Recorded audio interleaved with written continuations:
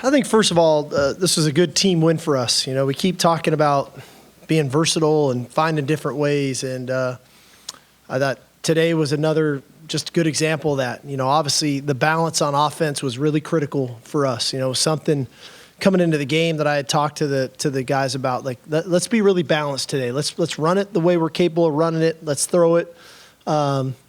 And then find those completions. And I thought we made some nice adjustments from a staff perspective that way. And anytime you can have, you know, you can throw for over 300, you can rush for over 300 and have a 200-yard rusher and have two receivers basically have 100 yards receiving, that's good balance. The ball was getting spread around the right way today. I thought we were very efficient. And although we really didn't throw the ball over their head, we found explosive plays. We remained explosive as an offense today, which was good. I thought defensively, we played a really good game. They hit two plays. You know, we had a little issue with the option game. They were running some triple option at us that we had to adjust to, and that was the first touchdown. You know, although there was a fumble involved, but that's really what the first touchdown was. And then they hit the big post for the touchdown off of a tempo play. But outside of that, well, our defense really played really well again, you know, and I think what they were able to do on third down and fourth down, I think against a team that was either number 1 or number 2 in the country on third down conversions, to hold them to 0 for 8, 0 for 2 on fourth down was really good football. And then, you know, in the end, I thought we started really well offensively, and we were moving the ball. We just had our sputters, you know, as we kind of approached the red area, and then we missed a couple field goals in there. But the common theme is the way we finished. I thought the second half we played really good football and finished a couple critical drives there in the fourth quarter. So all in all, I'm proud of the guys. It was a heck of a win against a good football team. Great environment at DKR again, under the circumstances with the weather the way it was. Great environment, and we set ourselves up for an awesome opportunity next week.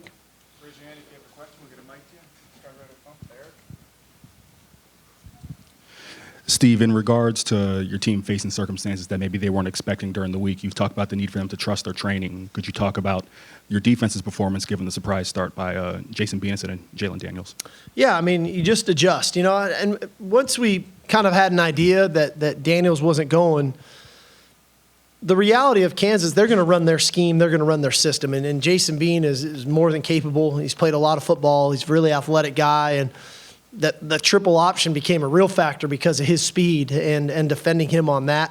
But again, we had to defend the scheme, you know, because of the quarterback there wasn't such a skill set difference, you know. And so, like I said, I thought we defended him really well, but the triple was an issue. You don't see that all the time, and Kansas gets to it each week a different way, and they got to it on us in that first half and caused some issues for us. Coach, how's Sanders doing? I don't know if you saw what happened. And also, how did a guy like a Mitchell step up to kind of compensate for Sanders being out? Well, he got rolled up. You know, we're hopeful we're going to get him back by next week. You know, how does he respond? You know, it's not anything that we think is truly a structural. It's not a broken bone or a torn ligament or something, but how bodies respond is how they respond, you know. And so I know our medical staff, and he will do all the work that they can to get him as healthy as they can, and see if he's going to be able to play or not next week. We'll find out. We just didn't feel like we kind of watched him run on the sidelines, and we just didn't feel like it was going to be in his best interest to put him back out there in kind of the state that he was in. You know, with AD, you know, I think today was a great example. You know, Xavier continues to garner so much attention, and when you can have another receiver opposite him catch 10 balls for 141, and then all of a sudden Xavier, we keep trying to find ways to get him completions and find one-on-one, and it's 7 attempts to Xavier and he catches 7 balls. You know, when that number a year ago never really used to look like that. You know, for Xavier to catch 7 balls last year, it would take about 14 or 15 attempts in his direction because everybody knew we had to throw it there. So now all of a sudden when you have a complementary receiver on the other side, I think sooner or later people are going to start paying more attention to number 5. And now with JT and with Jordan, and now the running game with Jonathan running the way he's running, now we've got a really good variety of players that ball can get spread around to. Steve, is your team playing at the level that you wanted to at this point in the season? And do you feel like you've been tested by a complete team yet? I'm pleased with the way we're playing. There's no doubt. I don't. I thought coming into the year we were a pretty good team. I felt like that as the season's gone on, we've continued to improve in areas where we've placed emphasis. And I think we're gaining confidence in a variety of styles of which that we're playing. I think we've played some pretty good teams, that I think we'll look back at the end of the year and realize so far the teams that we've played are all probably going to be bowl teams, if not competing for conference championships. And so I do feel like we're playing good teams. I don't know what, complete team or not. I can't gauge all that. But what I do know is we're getting faced with different styles of opponents week in and week out, and we're responding to the challenges. And so, that I'm proud of, and I'm really proud of our guys and their preparation. I think again this week, and I think it got brought up last week in here, very businesslike. Our guys have really matured. If there's something that I'm probably most proud of is the maturity of this team in their ability to accept the next challenge, the next week, put forth the work, and then go out and perform, and not panic when you go in the locker room and it's 13-7 and you feel like it should be worse. And they came out and played a really solid second half, and next thing you know, you look up and it's 40-14 or whatever it was. So on that front, I'm very, very pleased at the maturity of our team, because I think that's what you have to do as you grow throughout the season. You have to show maturity, and you have to continue to improve. Championship teams get better during the season, and I think that that's something that we've been able to do here through 5 weeks. Tied for 108th in the country in touchdown rate in the red zone coming into this game. Had some more issues. What do you need to do to be better in that area? An old friend of mine said, stats are like something. Once you get them, you can do anything with them. I don't really care about stats. We keep winning. We got to continue to execute better when we're down there. But, hey, I try not to get caught up in what stats say. Steve, kind of going off that, I guess, but what was your thoughts on the response of your team in the second half after missing out on some opportunities there in the first half? Yeah, a couple variety of things. That one, I kind of reassessed what I was calling when we were getting down there. Was I trying to be a little too cute? And two, did we miss some opportunities, or were they just not there? I think there was kind of a combination of things. But the same thing we told the guys at halftime, that the plan is the plan, and let's keep moving the football, and then let's just make sure that we get ourselves refocused when we get down there to finish off the drives. I think in the third quarter, when the game was still pretty close, the 4-and-out that Kansas had was 4 really great plays by your defense. How much did that, just from Barron carrying the running back and the 3 plays after, really help change momentum? Yeah, I thought that was a huge factor in the game. The fact that it was kind of going back and forth a little bit there, and then to force the 4th down stop. And again, it was going to be triple option again, and we started defending it better and made the read a little bit tougher. And that's when they had the exchange issue with the quarterback and the running back, and ultimately create that turnover on downs. And then, at that point, we kind of seized the opportunity. And that's complementary football. Again, when you're playing against good teams, it's hard to create and find turnovers. But when you get them, what do you do with them? And I think that's the complementary football piece that we're trying to continue to be really good at. And I think that's an area where we've improved.